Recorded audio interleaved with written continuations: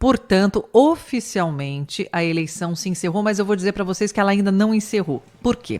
Porque a longa fila, né? Porque é uma fila que tomou 7 quarteirões depois das 10 horas da manhã, começou com 3 quarteirões, depois 7 quarteirões na região de Pigalle e aí não deu tempo, né? As pessoas começaram a ficar 1h30, 2 horas na fila, chegou 5 horas, e aí, votação encerrada? Não. Aí o consulado distribui senha para que as pessoas que já estavam na fila há horas possam votar. Realmente, gente, a gente não pode falar sobre organização ou desorganização, mas sim do número maciço de brasileiros que compareceram melhor dizendo, nessas eleições, 22.600 aproximadamente cadastrados aqui na França para votar, né, aptos ao voto. E olha, vou falar para vocês que não vai me surpreender se esse número chegar próximo. Esse número é mais da metade, em termos de porcentagem, do que a eleição de 2018. E a gente pode dizer isso, essa extensão vai para os outros países também. O Itamaraty, o TRE do Distrito Federal, que é responsável por cuidar das eleições nos países, está estimando 700 mil brasileiros, cerca de 700 mil brasileiros aptos ao voto. Em alguns países, por exemplo, como na Nova Zelândia, não compareceram tanto em peso, mas nos países europeus estão comparecendo sim. E principalmente quando a gente fala do maior colégio eleitoral hoje em termos de cidade no mundo, que é Lisboa, né? 45 mil brasileiros votando por lá, e aqui na França aptos a votar 22 mil, mas é aquela história, a gente só vai saber quantos votaram quando realmente as urnas se encerrarem, que a votação, quando o consulado brasileiro falar, olha, agora se encerrou realmente e a gente vai ter o balanço. Olha, foi tranquilo, na verdade a fila demorou muito, mas quando você chega no local de votação, foi bem distribuído. Eles alugaram um prédio na região de Pigalle, que é na zona norte de Paris, né, o Consulado Geral do Brasil, porque o voto no consulado já não é mais possível. É muita gente por aqui. E, na verdade, Paris concentra todos os outros locais da França também. E foi assim, bem ágil o sistema, as urnas funcionaram, teve o caso de uma urna que deu problema, foi substituída, mas isso foi uma coisa que passou logo, enfim, e a gente via lá, quando a gente chama de camisas dos times, né, um bloco verde e amarelo de um lado, outro bloco vermelho do outro, mas ninguém brigou, foi tudo, por enquanto, graças a Deus, na santa paz, Joel e Aninha. Que legal, Soninha. Melhor assim. A gente está na torcida para que continue o dia todo, não somente aí, mas aqui no Brasil também, porque o clima já teve tenso pra caramba. Espero que hoje a galera tenha condição de colocar a bola no chão e fazê-la rodar com tranquilidade. Nós falamos em apuração, em resultado de pesquisa, como você própria acabou de colocar, Soninha, e historicamente estamos acostumados aqui, Ana, a pesquisa boca de urna, né? Fica todo mundo aguardando naquela ansiedade, naquela expectativa. E nesse ano, excepcionalmente, nós não teremos, exatamente pelo motivo que apontamos há pouco.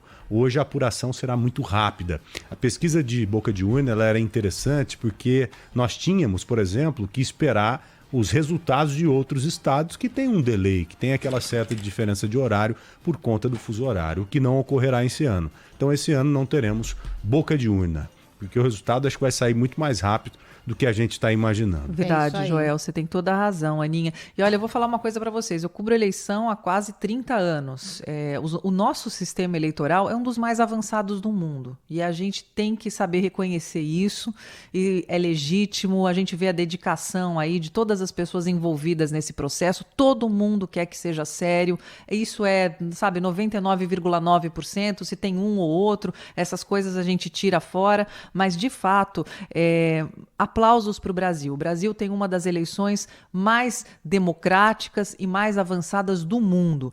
Essa agilidade, essa rapidez, essa tecnologia, elas são inquestionáveis. Eu tive a oportunidade, inclusive, de acompanhar, viu, Joel e Ana, assim, essa coisa que ficam falando, mas urna eletrônica, não urna eletrônica, é um voto seguro, o brasileiro pode confiar, a gente está realmente, assim, estamos anos-luz na frente de outros países. É porque outros países, às vezes, eles trabalham mais com a tradição. Agora, se nós resolvemos trabalhar com a tecnologia, com o avanço, nós conseguimos, porque é um país com dimensões continentais. Nós não temos condições também de ficar contando voto de papel mais, quer dizer, isso não cabe mais. Então, eu tenho a certeza de que serão eleições muito, muito importantes, né, para o Brasil, 2022, e todo mundo fala desse clima de polarização. Claro, um tem uma posição, o outro tem a outra, mas não é briga que resolve, e sim democracia e voto. Agora é aquela hora de você chegar na urna e falar o que eu quero para o meu país. E quando a gente está longe do país, a gente vê o quanto a gente é apaixonada pelo Brasil, que é um país maravilhoso,